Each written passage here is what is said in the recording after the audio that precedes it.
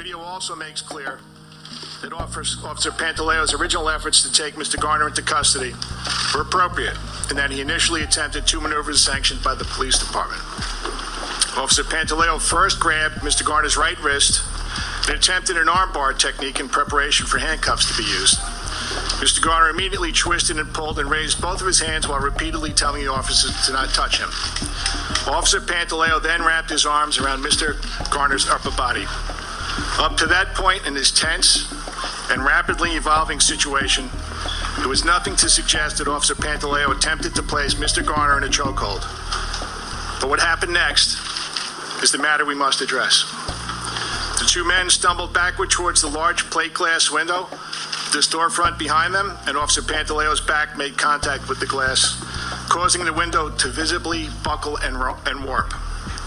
The person videotaping the episode later testified at the NYPD trial that he thought both men would crash through the glass. It is at that point in the video that Officer Pantaleo is seen with his hands clasped together and his left forearm pressed against Mr. Garner's neck in what constitutes a chokehold.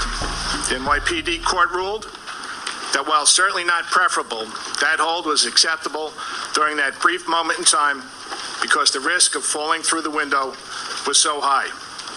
But that exigent circumstance no longer existed, the court found, when Officer Pantaleo and Mr. Garner moved to the ground.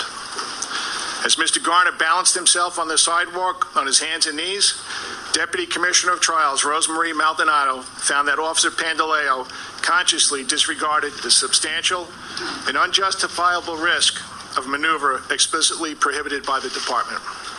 She found that during the struggle, Officer Pantaleo had the opportunity to readjust his grip from a prohibited chokehold to a less lethal alternative, but did not make use of that opportunity. Instead, even once Mr. Garner was moved to his side on the ground, with his left arm behind his back and his right hand still open and extended, Officer Pantaleo kept his hands clasped and maintained the chokehold. Mr. Garner's obvious distress is confirmed when he coughs and grimaces. Moreover, Trials Commissioner Maldonado found that Officer Pantaleo's conduct caused physical injury that meets the penal law threshold and that his recklessness caused multi-layered internal bruising and hemorrhaging that impaired Mr. Garner's physical condition and caused substantial pain and was a significant factor in triggering an asthma attack. For all of these reasons, taken together, even after reviewing Officer Pantaleo's commendable service record of nearly 300 arrests and 14 department medals earned leading up to that day, Trial Commissioner Maldonado recommended that he be dismissed from the department. In making this penalty recommendation, she wrote, this tribunal recognizes that from the outset, Mr. Garner was non-compliant, compliant, and argumentative, and further notes that the patrol guide allows officers to use reasonable force when necessary to take an uncooperative individual into custody. What the patrol guide did not allow, however, even when this individual was resisting arrest, was the use of a prohibited chokehold. As you know, a number of external authorities have asked many of the same questions we have about this incident. On August 19, 2014, about a month after Mr. Garner's death, the Staten Island District Attorney's Office announced it would impanel a grand jury and present evidence on that matter. On December 3, 2014, those 23 Staten Island residents voted to not indict Officer Pantaleo, clearing him of criminal wrongdoing.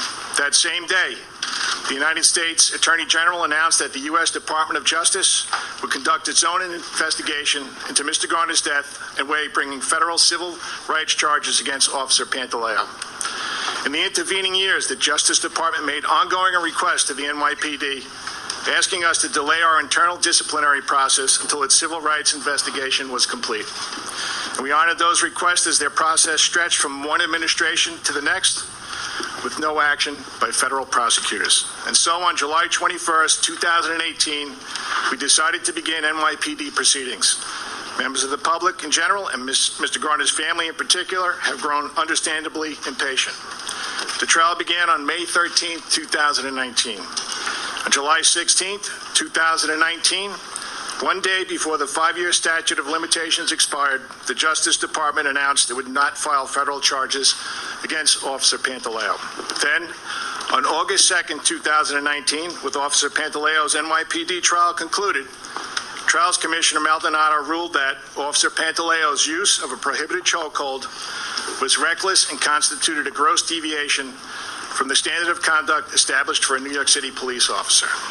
After noting that Officer Pantaleo had admitted he was aware that chokeholds are prohibited by the department, she further concluded, with strongly worded and repeated warnings about the potentially lethal effects of chokeholds found throughout multiple sections of the training materials, it is evident that the department made its 2006 recruits keenly aware of the inherent dangers associated with the application of pressure to the neck. Given this training, a New York City police officer could reasonably be expected to be aware of the potentially lethal effects connected with the use of a prohibited chokehold and be vigilant in eschewing its use. From the start of this process, I was determined to carry out my responsibility as police commissioner unaffected by public opinions demanding one outcome over another. I examined the totality of the circumstances and relied on the facts. And I stand before you today confident that I have reached the correct decision. And that has certainly not made it an easy decision. I served for nearly 34 years as a New York City cop before becoming police commissioner. I can tell you that had I been in Officer Pantaleo's situation, I may have made similar mistakes. And had I made those mistakes, I would have wished I had used the arrival of backup officers to give the situation more time to make that arrest. And I would have wished that I had released my grip before it became a chokehold. Every time I watch that video, I say to myself, as probably all of you do, to Mr. Garner, don't do it. Comply. To Officer Pantaleo, don't do it. I said that about the decisions made by both Officer Pantaleo and Mr. Garner. But none of us can take back our decisions, most especially when they lead to the death of another human being. I was not in Officer Pantaleo's situation that day. I was chief of patrol, and later that year, chief of department. In that position, I proposed our neighborhood policing model so that the same cops would be in the same neighborhoods every day, so that relationships would replace preconceptions, so that problem solving and prevention would become tools officers were trained in and supported in using. And therefore, one of the great challenges of the police profession here in New York City and elsewhere will always remain arresting someone who intends to resist that arrest. Communication and de-escalation techniques are employed where possible, but more often than the police and the public alike would prefer, varying levels of force are used to ensure compliance. Society gives our police the legal authority to use acceptable levels of force when necessary, because police cannot otherwise do their job. Every day in New York, people receive summonses or are arrested by officers without any physical force being used. But some people choose to verbally and/or physically resist the enforcement action lawfully being taken against them. Those situations are unpredictable and dangerous to everyone involved. The street is never the right place to argue the appropriateness of an arrest. That is what our courts are for. Being a police officer is one of the hardest jobs in the world. That is not a statement to elicit sympathy from those we served. It's a fact. Cops have to make choices, sometimes very quickly, every single day. Some are split-second, life and death choices. Oftentimes they are choices that will be thoroughly and repeatedly examined by those with much more time to think about them than the police officer had. And those decisions are scrutinized and second-guessed, both fairly and unfairly. No one believes that Officer Pantaleo got out of bed on July 17, 2014, thinking he would make choices and take actions during an otherwise routine arrest that would lead to another person's death. But an officer's choices and actions, even made under extreme pressure, matter. It is unlikely that Mr. Garner thought he was in such poor health that a brief struggle with the police would cause his death. He should have decided against resisting arrest, but a man with a family lost his life, and that is an irreversible tragedy.